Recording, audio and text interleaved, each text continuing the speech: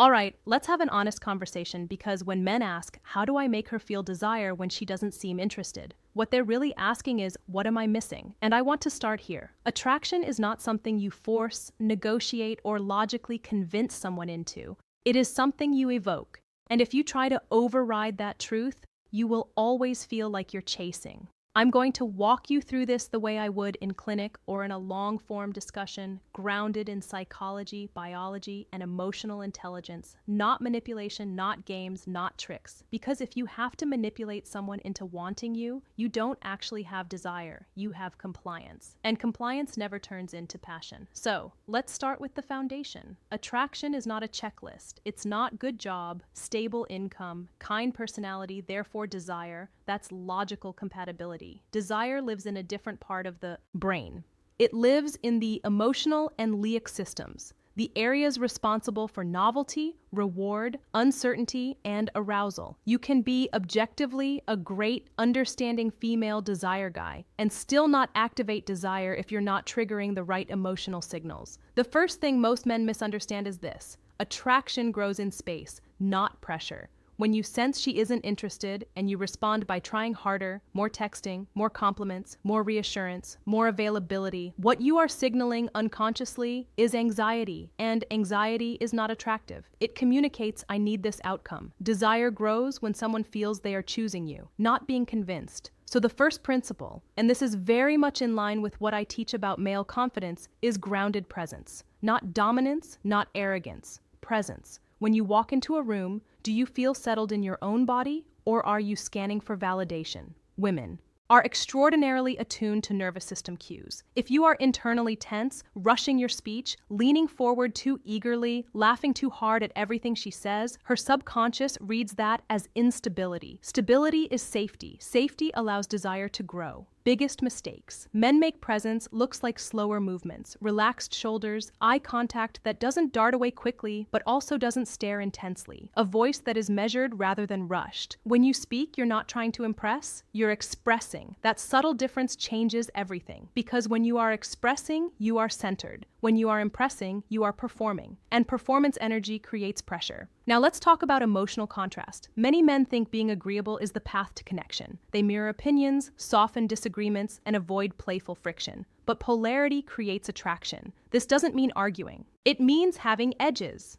If she says she hates horror movies and you love them, you don't erase that difference to align. You smile and say, that just means you haven't watched the right one yet. It's light, it's playful. It communicates that you are comfortable holding your own perspective. Why does this matter? Because desire thrives on dynamic tension. Two magnets need opposite poles to create pull. If you're the power of emotional connection constantly aligning and smoothing, there's no contrast. And without contrast, there's no spark. Respectful teasing, mild unpredictability in conversation, playful challenges. These stimulate dopamine. Dopamine is the neurotransmitter of anticipation. Anticipation fuels attraction. But here's where men often cross the line. They confuse emotional challenge with emotional unavailability. Being grounded and having your own opinions is healthy. Being cold, dismissive, or intentionally withholding is insecurity disguised as strategy. Attraction that's built on confusion and anxiety burns hot and dies fast. What we're aiming for is intrigue with safety. Next, let's discuss selective investment. When a woman senses that your entire emotional world is orbiting her, it creates pressure. Pressure kills desire. If you cancel plans every time she's free, respond instantly to every message, and reorganize your schedule around her. It communicates scarcity, not of time, but of identity. High-value individuals have full lives. They have purpose, friendships, hobbies, and direction. Confidence versus arrogance. That fullness makes their attention meaningful. Selective attention doesn't mean ignoring her. It means you are responsive, not reactive. You answer. You answer when you're free. You initiate sometimes, but not constantly. You maintain your routines. That balance communicates self-sufficiency. And self-sufficiency is deeply attractive because it signals emotional regulation. Now, let's go deeper into something powerful. Attunement. There's a huge difference between hearing and truly listening.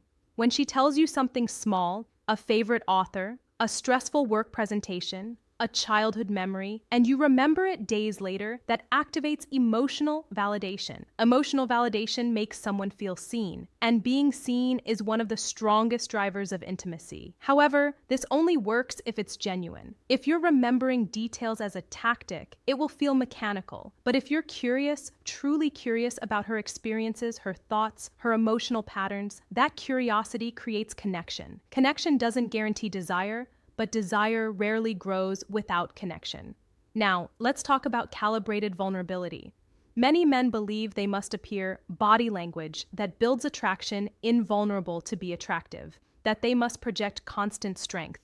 But emotional flatness isn't strength, it's distance. When you share something real, a mistake you learned from a fear you worked through, a challenge that shaped you, delivered calmly and without self-pity, you demonstrate depth. Depth is attractive because it signals emotional intelligence. The key word here is calibrated. You don't trauma dump on a second date. You don't unload unresolved wounds seeking therapy. You share in proportion to the intimacy that's been built. Vulnerability paired with stability communicates maturity, and maturity fosters trust. Trust makes desire feel safe enough to grow. Let's move to something biological. Physical proximity and light touch. Human beings respond to safe, consensual physical contact with oxytocin release. Oxytocin is the bonding hormone, but touch must be contextual and gradual. A brief hand on the lower back while guiding through a doorway. A light touch on the arm during laughter. If she leans in, you maintain that space. If she pulls back, you respect it immediately.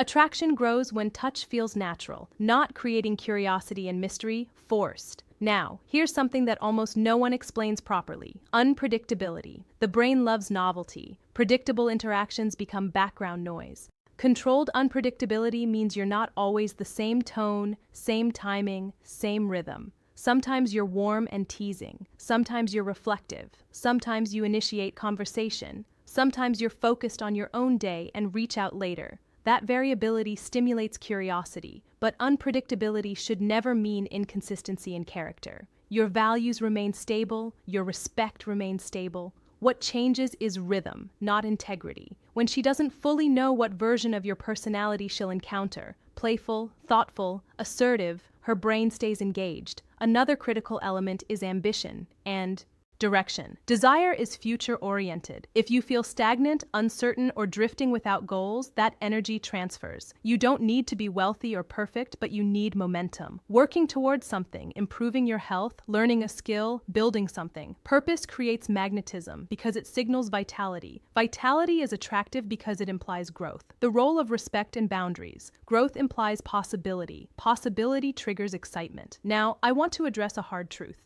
Sometimes, despite doing everything right, she simply isn't attracted. And that's not a failure. Attraction is subjective. Trying to convert disinterest into desire can become a self-esteem trap if she consistently shows low engagement, minimal effort, or avoidance. The most powerful move is detachment with dignity. When you step back without bitterness, you communicate abundance mindset. Ironically, sometimes that space reignites curiosity, and sometimes it confirms incompatibility. Both outcomes protect you. Desire cannot grow in resentment. If you feel you are constantly proving yourself, you will start feeling inadequate. The goal is not to convince, it is to reveal who you are and see if that resonates.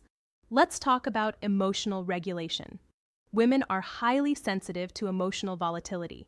If you become irritated when she doesn't respond quickly, jealous without reason, or overly reactive to small changes, that signals instability. Stability builds attraction because it feels safe. Safe doesn't mean boring, it means grounded. Grounded men don't chase communication that sparks desire validation. They don't spiral over silence. They don't overanalyze every message. They live their lives and invite someone to join rather than pausing their life to pursue. Humor is another underestimated trigger, but not self-deprecating humor rooted in insecurity.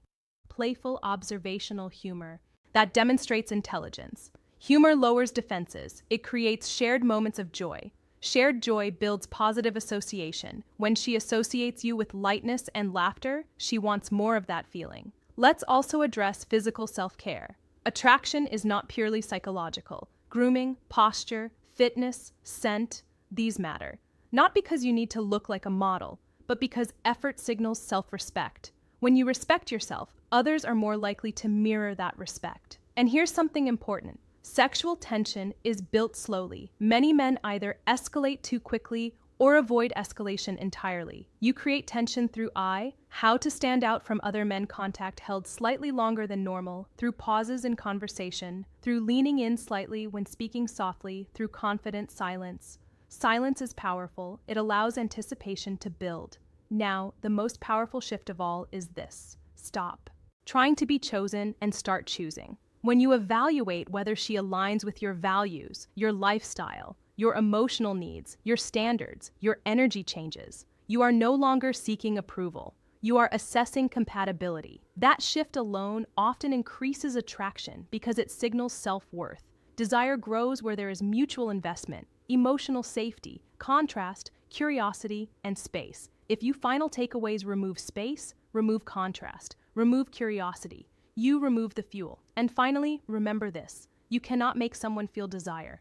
You can only create the conditions where desire is likely to emerge. Those conditions are confidence without arrogance, mystery without manipulation, warmth without desperation, strength without rigidity, vulnerability without collapse. When you integrate these qualities, you don't chase, you attract. And even more importantly, you protect your own dignity in the process. Because real confidence isn't about being irresistible to everyone. It's about being secure enough to know you don't need to be. And that is the energy that changes